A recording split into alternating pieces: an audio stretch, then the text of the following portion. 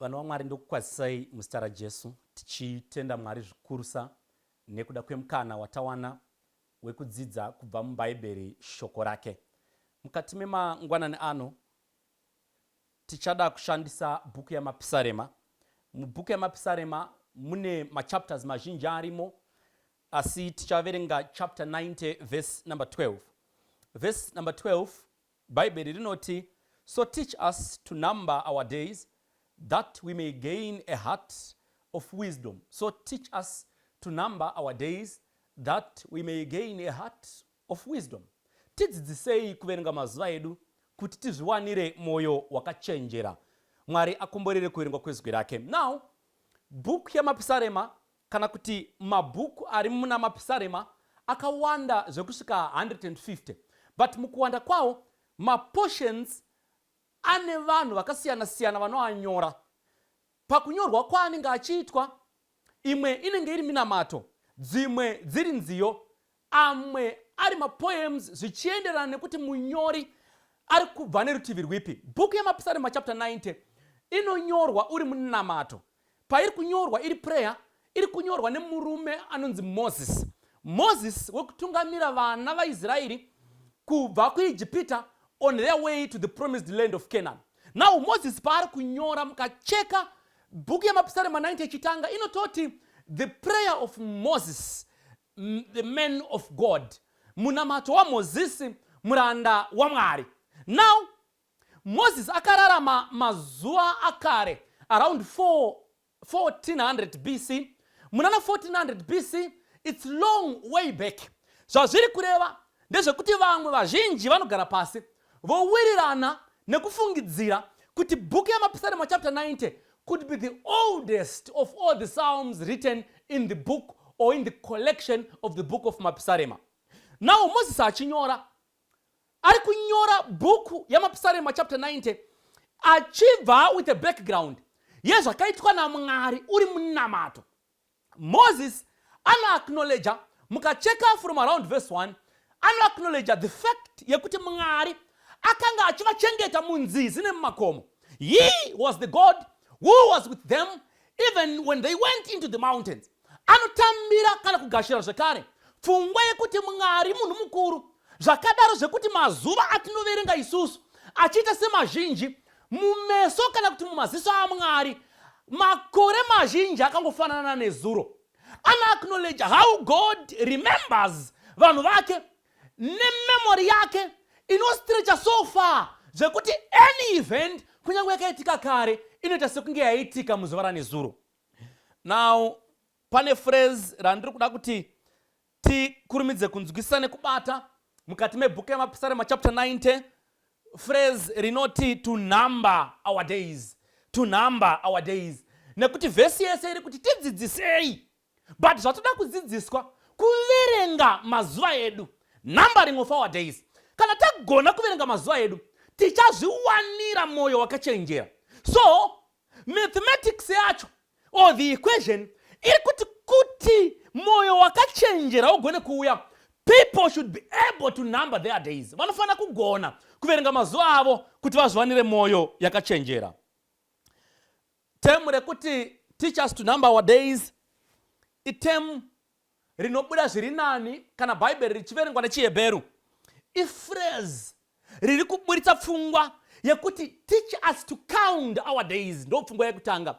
Kana teach us to reckon our days, and most importantly teach us to be mindful. Tidzidzisei kuve mindful, tidzidzisei kuchenjera, kunyatsoonesesa kudonongodza mazuva edu nekuti ndobedzi zvinotibatsira kuwana moyo wakachenjera. Now mukacherechedza mamwe maversions ane zvimwe zvaanoburitsa zvinokosha pamusoro pevhesi iyoyi.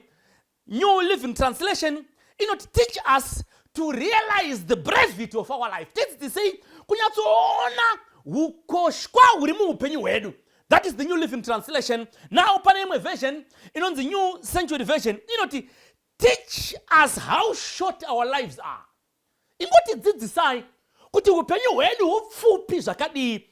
Then the Amplified Version ine painouya napo pano nditi nakidzei. The Amplified Version inoti teach us to number our days, that we may calculate and bring to you a heart of wisdom, that we may calculate. Tigone kuweka ingoti dzidzisai Mwari kugona kuverenga mazuva edu, kana zvadaro tigone kunanganisa mitsi dzedu, and that we may calculate.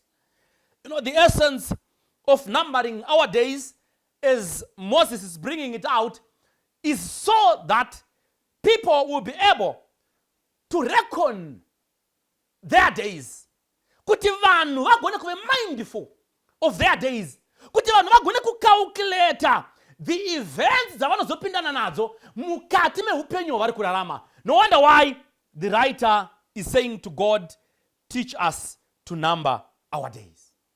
Now, our greatest tragedy sevanhu vari pasi pezuva ndeyekufungidzira kuti mazuva atinawo nezviri kuitika mumazuva edu zvichangoramba zvakadaro. The greatest tragedy ndeyevanhu vanofungidzira kuti zvazviri nhasi ndo zvazviri mangwana, ndo zvazvichagara zvakangoita nekusingaperi. The greatest tragedy ndeyevanhu vasiri mindful of situational changes mukati meupenyu hwavo. Our greatest tragedy ndeyevanhu vanofunga kuti zvakanga zviri gore rino ndo zvazviri gore rinouya. And I want to remind vanhu vaMwari vakateerera mukati menguva dzino kuti Moses ari kunamata kuna Mwari, ari kuti teach us to number our days. Tidzidzisei kuverenga mazuva edu pazvinhu zvese zvingaitika. Tidzidziseiwo kuverenga mazuva edu. There are people vari so comfortable nepo vanenge vari, zvekuti comfort zone iyo inowanda, zvekuti vanokangana kuti mazuva avo ari kufamba. Bhaibheri ratidzidziseiwo kuverenga mazuva edu. Rafu yemazuva ndeyekuti mukufamba kwaanenge achiita, as the days go by and move, things will change. Nezuro haarambe ari nezuro. Vakuru vakati kare haagara ari kare. Vamwe vakaimba vakati nezuro haazi nhasi. And I need to tell you, you need to be mindful of your days, because the tragedy of our times is that people will think that things will not change. Musati mamboona munhu ari papraza achinzi ndiye driver wetractor, hapana anomuudza zvekuita. Tractor inomutswa panguva yaanenge achida iye. Kana vanhu vakapedza basa, kana iye asati abatwa nepfungwa dzekuenda kumba, vanonogara mutrela yetractor varimo, pasina tractor iri kufamba nekuti driver asati apo. Tidzidziseiwo kuverenga mazuva edu. Hamuna kumbosangana here nevamwe vanenge vari vakuru pamakambani, zvekuti tichiuya sadza richiteera mumashure, mapepa ekuti vasaina achiuya, muhofisi muine feni, haana chaari kufunga kuti chinochinja. Bhaibheri rati teach us to be mindful of our days. Pane vanhu vanoti kana vagere vanokanganwa vhesi iri rinonzi naMoses, tidzidzisei kuverenga mazuva edu. It's very critical. It's very critical to be mindful of our days. Munhu akawana pekugara, paari kuroja, mukaona aisa design dzaanenge aisa neodha yekudyarwa kwemiti, zvoita sekunge ari kugara pamba iyoyo nekusingaperi. The Bible is saying teach us to be mindful of our days, that we may have a heart of wisdom. Tidzidzisei kuverenga mazuva edu. Pane murume anonyora muzvinafundo, paanonyora nyaya dzake anotaura mafambiro anoita vanhu from one stage to the other. Muzvinafundo uyu vanomudedza nezita rekuti Erik Erikson, akanga ari psychologist. Anounza mastages evanhu kuti vachibva apa vanoenda papi. One of the stages yaanomenshena iri around 30. Anoti iye panenge pachiteka kurwisana kegenerativity versus stagnation, kufamba neupenyu kana kuramba munhu akangoti ndii panzvimbo imwe chete. And mazuva iwayo anonakidza, whilst others are progressing and generating, vamwe vanenge vari stagnant. And mazuva achifamba, makore anenge achiwanda. Mumazuva iwayo vamwe vanovaka dzimba, vamwe vanenge vagere, vamwe vanotenga mota, vamwe vanenge vagere, vamwe vanotsvaga misha, vamwe vanenge vagere, vamwe vanoendesa vana kuzvikoro, vamwe vanenge vagere. It's just a different concept. Asi Bhaibheri rati tidzidzisei kuverenga mazuva edu kuti tizviwanire mwoyo wakachenjera. Now, stage yaanotaura inondityisa istage yeretirement 60 and above yaanoti pane kakurwisana karipo over integrity and despair. Kana tichitaura zveintegrity, munhu atifambe nemazuva panobuda pfungwa yekuti munhu anenge asenza zvinhu zvake panguva yaaifanira kugenerata income, he did so, she did so. Panguva yaaifanira kuzvivakira dzimba, kuvaka misha, kuita zvese akaita. Saka integrity ndeyekuti anenge agere now at his or her retirement home, achiti akatarisa ona mombe dzichifamba, mwoyo wake wonzwa wakazorora. Akatarisa ona vazukuru vachitenderera payadi, onzwa mwoyo wake wakazorora. He or she is enjoying integrity. Nekuti zvaakashandira zviri kuoneka. Akagara-gara. Kana akashandira makambani mahombe, ona pensheni ichipinda, mwoyo wake unenge wakazorora. But on the other side, kune uyo anenge achikikiritsana nedespair. Mwoyo wake 24/7 ane hasha. Akangoona chinhu changoitika, akutofungidzira kuti akufa. And research inoti munhu iye anotya kufa zvisingaite. And anofungidzira kuti vanhu havachamuda kunyangwe akwegura mumazuva ake. Asi nyaya yakaitika ndeyekuti mazuva paaifamba, vamwe vachigona kuverenga mazuva avo, vamwe vaingosiya achizviverenga achienda ega mazuva, and they failed to number their days. I'm coming to you with a reminder kuti bhaibheri ratidzidzisei kuverenga mazuva edu, kuti ratidzidzisa chaiko kuverenga mazuva edu, kuti tiwane mwoyo wakachenjera. A time will come when things will take some tectonic shifts. Mazuva enyu muri kuaverenga zvakanaka here, muchaita sei nawo? Simba richiri mamuri, same weather, same environment. Vamwe vachienda nenyika vachibudirira, vamwe ameno vanenge vari ukoko zvisingafambe. Tidzidziseiwo kuverenga mazuva edu. Ndinoda kuti timhanye mubhuku yaJudges. Mukati mebhuku yaJudges tunosangana nemukomana ainzi Samson. Ndichaita rungano rwacho rwekutsanangura in the interest of time. Samson achiberekwa, bhaibheri rinoti God had given a judge to Israel. Vapowa mutongi, ndiye aifanira kumira pakati paMwari nevanhu. Ari pakati paMwari nevanhu, ndiye aifanira kusunungura Israeri yakanga yanetswa nekuvhiringidzwa nevaFiristia. But mukomana paanouya panzvimbo, bhaibheri rinobudisa pachena zvinhu zvese zvaakaita mumazuva ake nesimba raakapiwa naMwari. Haana kugona kuverenga mazuva ake. Akarwisana nepfungwa yaMwari for a long time, and Israel suffered, ikashaya musununguri. Samson had all the resources pamberi pake, hapana chaakanga asina, aive nezvese. Simba akanga ainaro, access yekutaura naMwari akanga ainayo, utongi akanga ainawo. He had everything at his disposal. But Samson akarwa nepfungwa yaMwari 24/7. Let me pose a question and ask.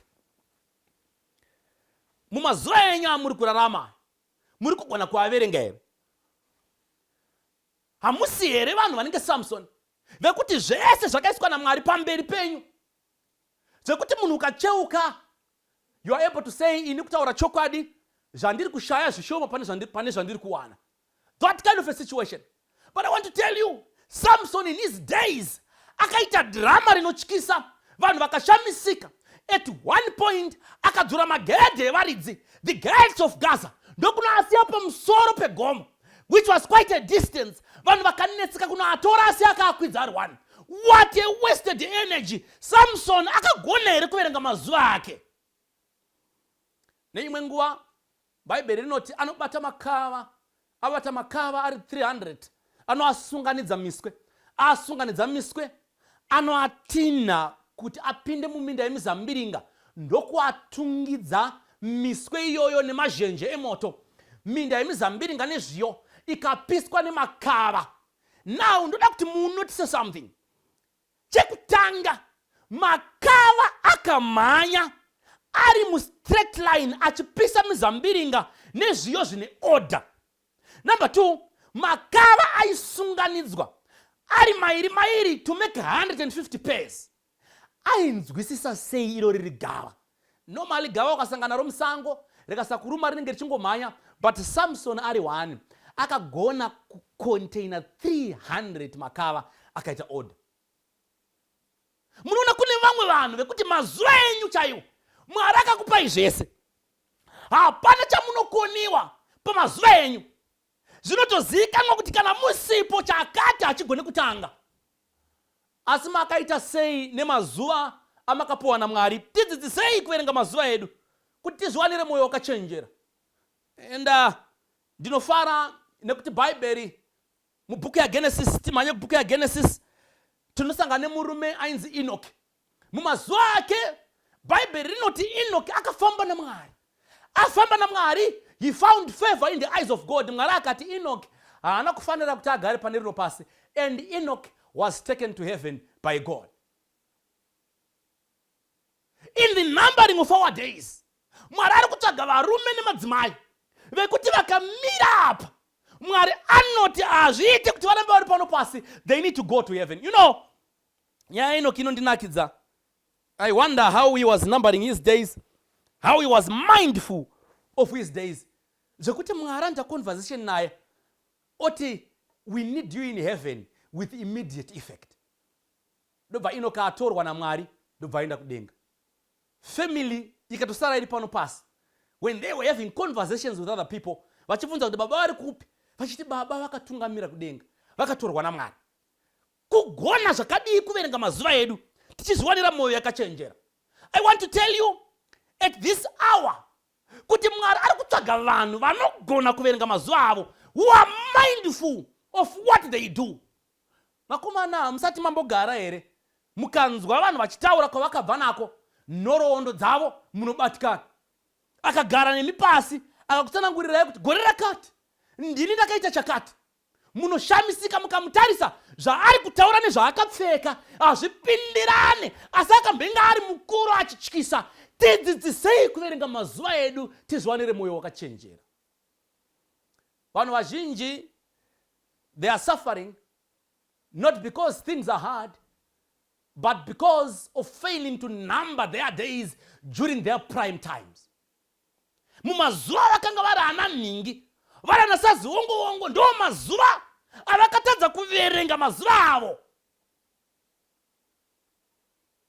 And I want to bring it to your attention kuti Mwari anozviita kuti aise mazuva pamberi pevanhu. Mazuva acho achinofanana. Mazuva anosvika pamberi pembavha ndo mazuva anosvika pamberi pemufundisi, ndo mazuva anosvika pamberi pemuroi, ndo mazuva anosvika pamberi pemudhikoni, ndo mazuva ari pamberi pagosa, ndo mazuva ari pamberi pabishop, ndo mazuva ari pamberi pembavha, ndo mazuva ari pamberi pemudzimai ane makuhwa. Chakakosha kugona kuverenga mazuva, numbering our days, being mindful of our days. At the end of this sermon, ndoda kuti tizvibvunze umwe neumwe kuti pamazuva atakapiwa naMwari chii chatakaita. Kune vamwe vanongori good at mumazuva angu inini, mumazuva angu inini, mumazuva angu, mumazuva enyu acho chii chamakaita. How did you number your days? How were you mindful of your days? Tidzidzisei kuverenga mazuva edu kuti tizviwanire mwoyo wakachenjera. Vakomana, ndoda kuti nditaure muchinzwa kuti munhu wese ane mazuva ake akamboita. Toda kutotenda kune vachiri kukura kuti zvichida muchiri mumazuva enyu muchazosvikawo pekuti mazuva enyu apera. Asi kune vakararama vakatitangira, vakamborarama vari mumazuva avo, vakarira to the epitome, they did everything to the prime. Nanhasi mazita avo anetsa kudzima nekuti vakaverenga mazuva kuti vazviwanire mwoyo wakachenjera. I want to challenge you. Kune vazhinji vari kuteerera mukati menguva dzino vakaita zvemitambo yakasiyana-siyana, good sportsmanship. Some of you muri pano makateerera, muri kugona here kuverenga mazuva enyu. Hatigone kutaura about sportsmanship tikasiya vanhu vakaita sana Usain Bolt vaimhanya vachizhizhana nemhepo, and everyone else aita akavaona, they were competing for the silver medal because the gold medal is already gone. Bolt, the record breaker of 100 meters, 9.58 seconds still carries up to this day. Ndoda kuti ndikutaurirei kuti mazuva anopfuura. Tidzidzisei kuverenga mazuva edu kuti tizviwanire moyo wakachenjera. Vanoona bhora vanozviziva kuti kune vakomana vakaita mukurumbira mazuva akawanda. Vamwe vacho vachiri vapenyu, vamwe vacho vakavigwa.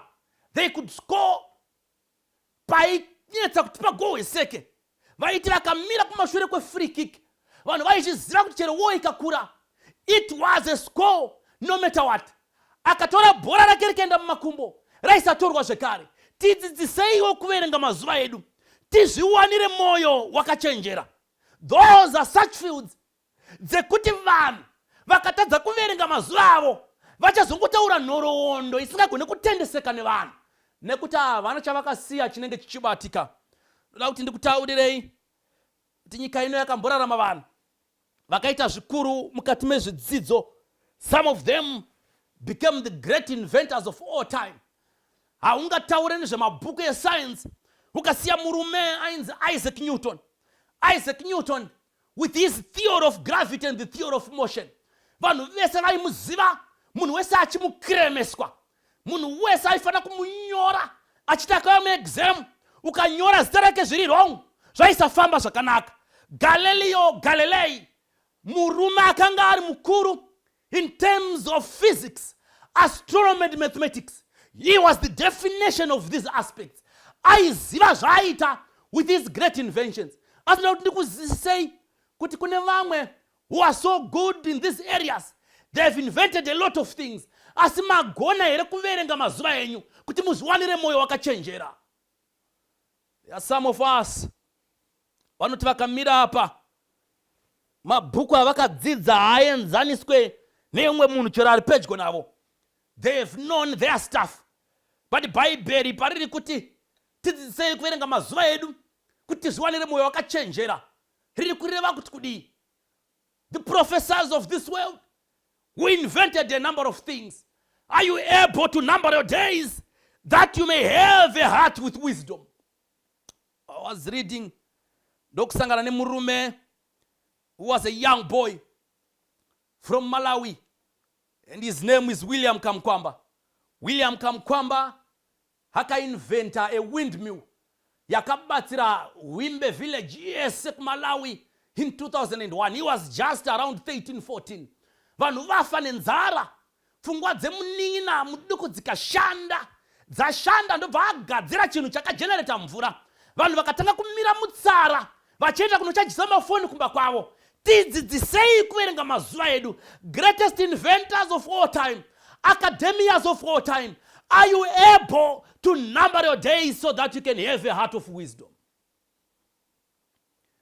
You know, nyika ino yakagara vanhu vakambonyora. Vamwe vakapuwa mukana wekuti garai pasi munyore. Vanonyora zvinhu zvinonakidza. Give them time to do poems. You will be carried away. They have always attained first grades in allied arts. They have done exceedingly well. But my question to you is, as inventful as you are, prolific as you are, if you mastered the concept of numbering your days, nekuti mazuva aya anonetsa kana vanhu vakasagona kuaverenga, are you mindful of your days? I was reading through some history, ndichicherechedza ndichiona vanhu vakaita zvikuru vainyora zvekuti vanhu vaiti vakagara, chero uchiverenga pabepa unononge zviri kuitika mukati mepfungwa dzako.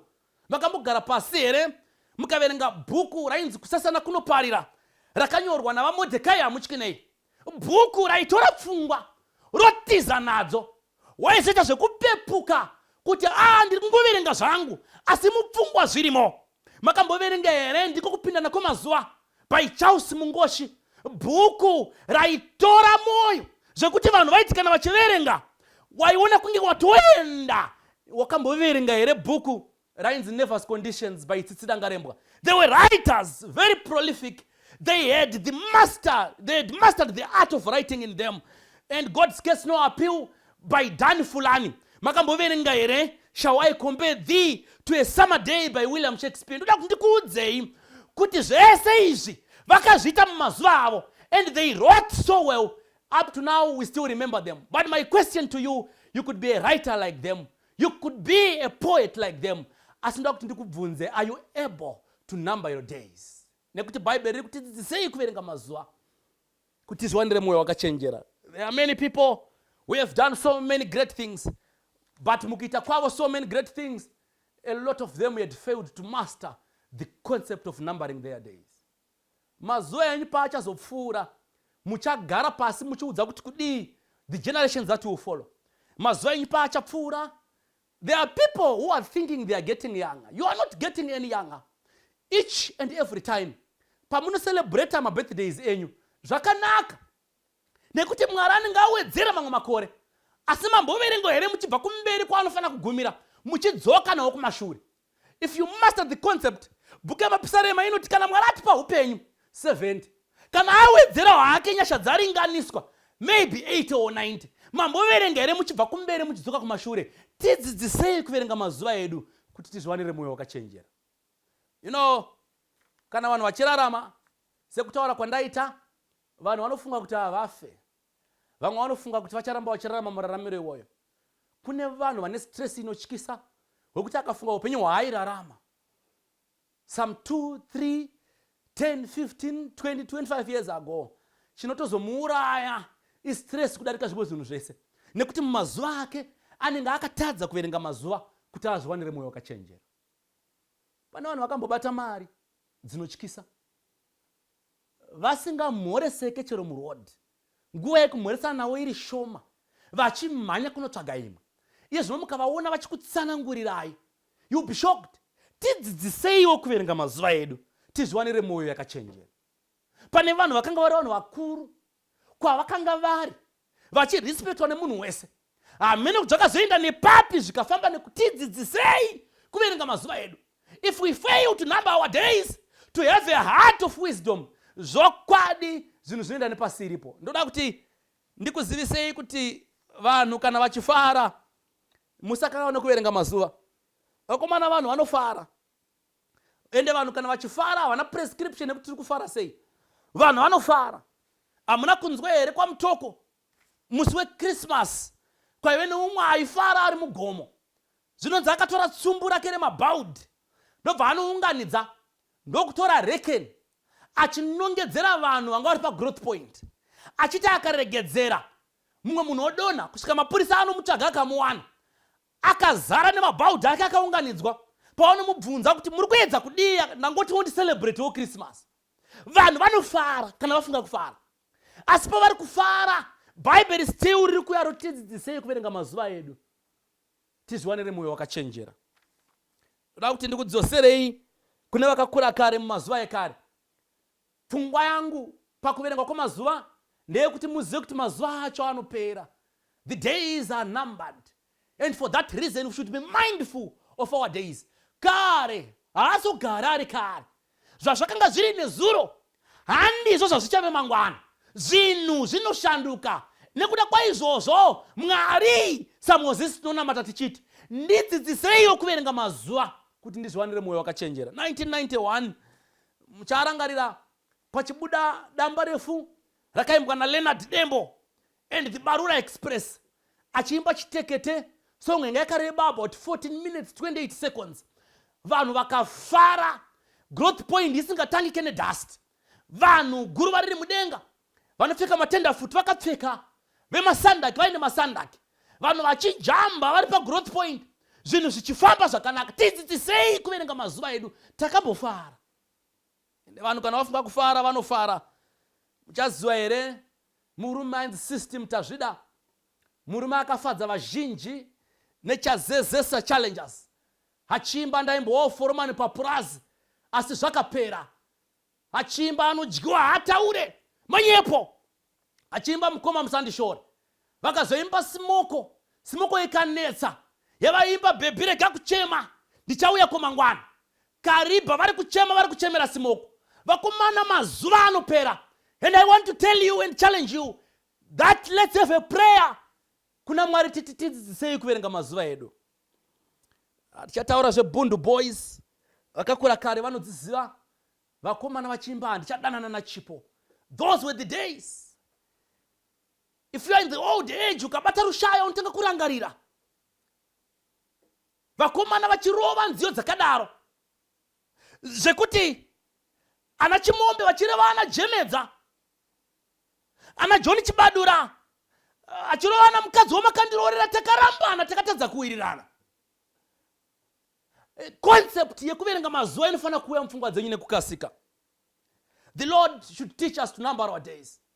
You know, there was a time nyika payainakidza ichifaya in the world of local football. Murume anonzi Zex Manatsa akanyora nziyo nekudziimba nhatu dzematimu matatu akanga ari makuru mazuva ake achiri makuru mumazuva ano zvekare. Zex Manatsa akaimba tamirira Dynamo Go wese ende aiti rwero rukatanga vanhu vese vaisapota Dhimbare vaisimuka vamwe vachimhanya neuko vamwe vachienda neuko haana kungofadza ivo bedzi. Akaimba kepe kepe shaisa mufaro.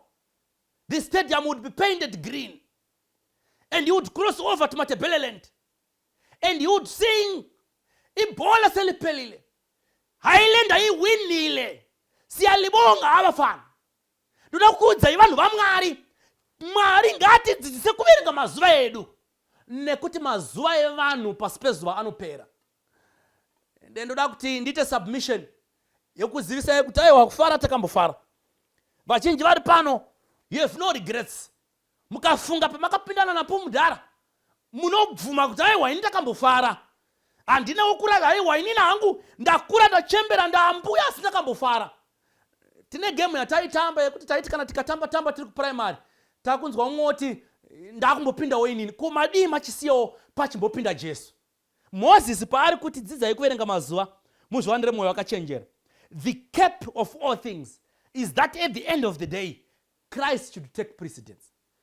Kufara makaita zvese mukafara. Madii pakuverenga mazuva enyu machiti mazuva angu anofana kupedziswa naKristu. Vakachenjera vese moyo wakachenjera uri kurehwa ndewe vanhu vanopawo Kristu mukana. Chimbopaiwo Kristu mukana. Umana kuna vanhu vakambofara, kuna vamwe vachiri kufara, but muda kuramba muchifara kusvika rini? Chimbopaiwo Kristu mukana pakufara kwenyu.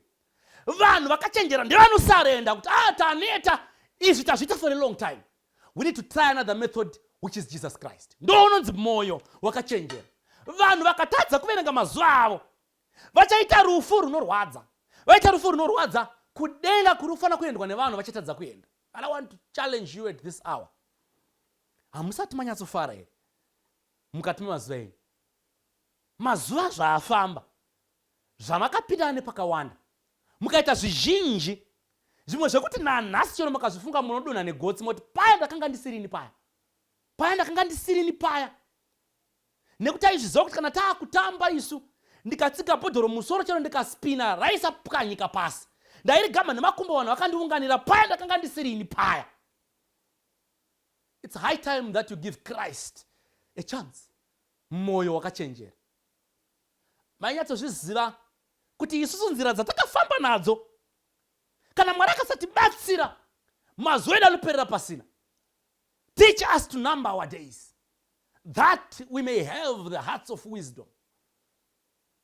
Amplified version robarati that we may submit or give to you a heart with a wisdom. At the end of the day mifaro yese yaitwa vakachenjera vanosvika pakumira voti Ishe isu kwese takaenda zvese takadya zvinomwika zvese takamwa zvinopfekeka zvese takapfeka zvinorumika zvese takaruma zvinofambwa nazvo zvese takafamba nazvo zvinoedwa zvese takahedha. But matidzidzisa kuverenga mazuva edu moyo wedu wakachenjera taakuda kumbopawo Kristu mukana. Blessed are those that will give Christ a chance in their lives, for we have enjoyed ourselves and done everything. Zvimwe zvacho tinoregreta nemisodzi, zvimwe zvacho tinofara tojamba kuenda mudenga. Asi vhesi ati teach us to number our days that we may gain the heart of wisdom. Tidzidzisei kuverenga mazuva edu tizviwanire moyo wakachenjera tichiri vapenyu, nekuti vanoverenga ndevachiri vapenyu. Mwari akukomborerei akuitirei zvakanaka. Amen. Tine ukama matine kufara kutsamira mumawoko ake chikomborero runyararo kutsamira mumawoko ake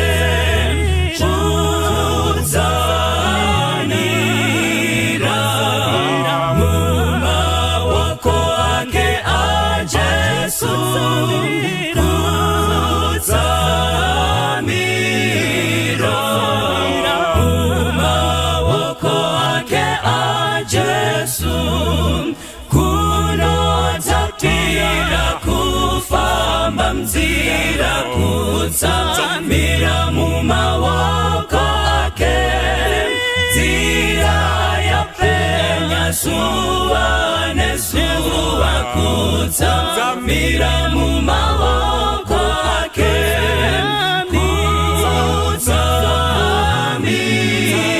kutsamira mumawoko ake a Jesu kutsamira mumawoko ake a Jesu chinyi ndinozvane kutizira kutsamira mumawoko ake gerunyararo tenzi wapedyo kutsamira mumawoko ake